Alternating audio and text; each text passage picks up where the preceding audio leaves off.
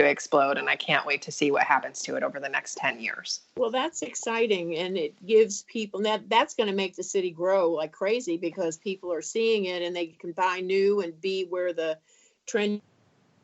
It's going to be good. So what about real estate taxes, though? Does it vary much from county to county? It does vary a little bit. You're definitely going to get a lower tax rate in Gaston or Cabarrus County than you are in Mecklenburg. We just had our valuation this year, and it's currently 0.8% of the property value. They're actually, administration, though, is really working to lower that by about 0.2. So wow. I think in the next few years, we'll actually see them go back down a little bit. So do you pay income tax down there too? And if so, what is it rate? So the rate for Mecklenburg County is 5.5%. And the cool thing about it too is like we're right on the border of South Carolina. So if you just pop down to Fort Mill or Rock Hill or any of those places, you're actually paying lower property tax and lower income tax. Well, that's a good incentive too. So talk a little bit about non-housing stuff. Like what are some interesting places that people should see when they're there, whether they be historic or natural, types of places I know you must not be that far from the Blue Ridge Parkway.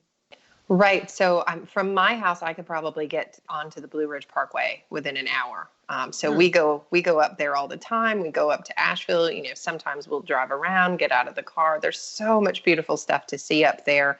We can even be to the Natural Bridge in Virginia in like 2.5 hours. And that's one of the coolest hiking things I think I've ever done. I've been there. It is fascinating to see. It really is. And so do you have any special recommendations for barbecue places to eat at? I know North Carolina is famous for that. And any other kinds of food that are interesting to eat?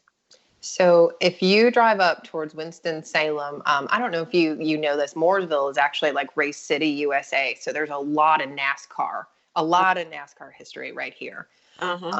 And so Richard Childress, if you drive up to his vineyard, like right 2 miles down the street, there's like probably my favorite barbecue joint in all of North Carolina. Oh boy. Are you going to share the name?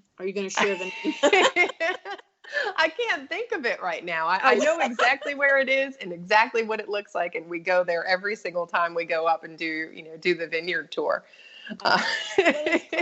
Tell the listeners what it's close to again, the city, so they can find it if they Google it. Sure. So it is right outside of Childress Vineyards, which is in Lexington, North Carolina. Oh, okay. All right. Well, the reason I ask is I'm a certified Memphis and May barbecue judge, so I'm always looking for where can I eat that's going to have good barbecue whenever I travel someplace. So. That's awesome. Yeah, some of the local ones. I mean, we have a City Barbecue, which is a chain from Ohio, and then we have McCoy Smokehouse, and then we have a Midwood Smokehouse, and Max is a local chain that everybody really enjoys. Is that MAX or MACK or what? How's MACS.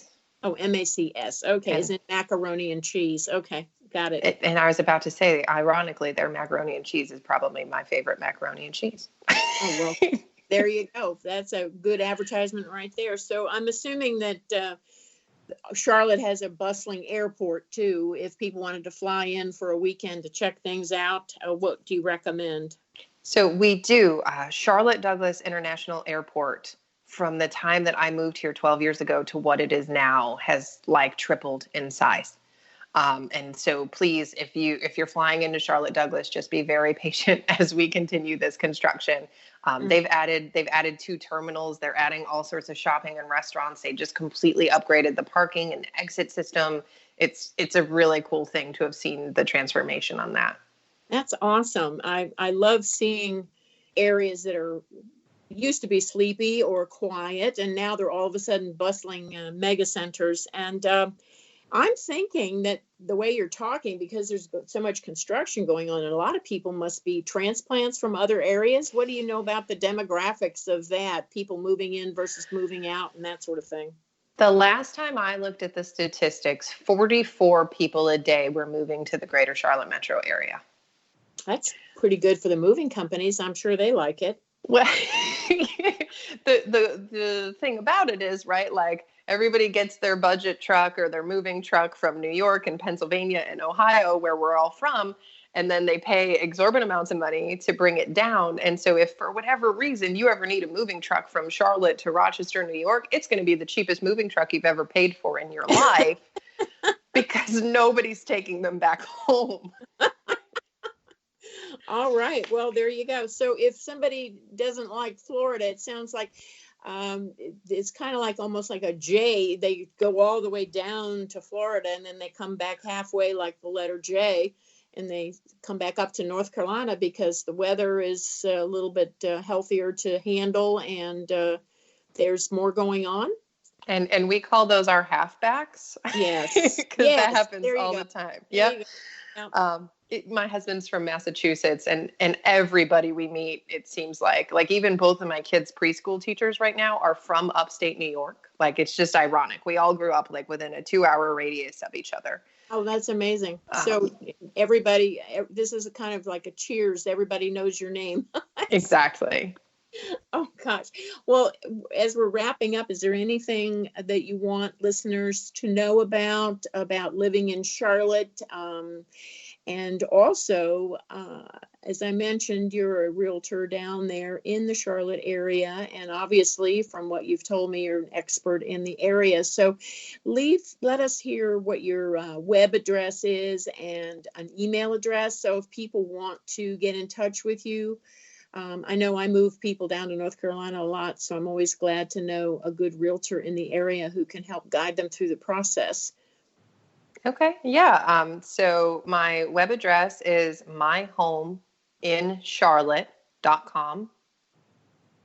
And you can send me an email at nikki@myhomeincharlotte.com. And that's Nikki. I just, I moved here 12 years ago. I've pretty much spent my entire adult life here.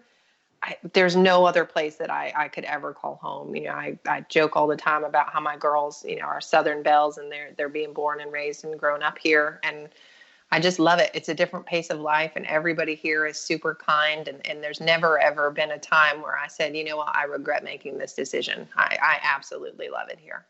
I've moved a number of people to North Carolina, and they all love it. And of course, in our area, Washington, D.C. area, prices are so ridiculously high that when they sell their homes up here, they can buy 3 times the amount of house down there and still have some money left over. So it's a crazy situation for sure.